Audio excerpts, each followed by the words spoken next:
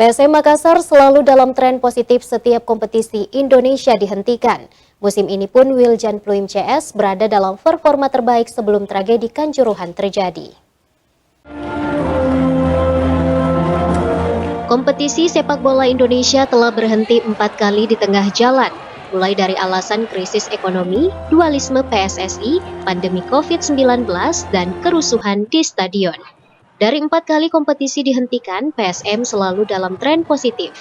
Misalnya di Liga 1 tahun 2020 lalu, saat PSM tampil meyakinkan di bawah asuhan Bojan Hodak.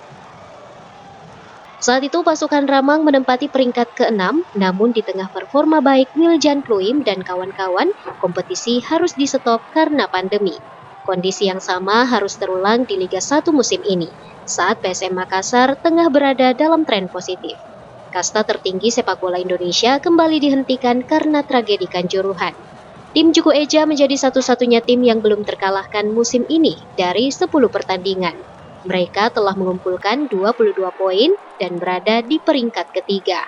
Supporter berharap kompetisi Liga 1 bisa dilanjutkan dengan catatan sepak bola Indonesia sudah berubah dan jauh lebih baik pasca insiden maut di Stadion Kanjuruhan 1 Oktober lalu. Wahyu Saputra, Selebes TV.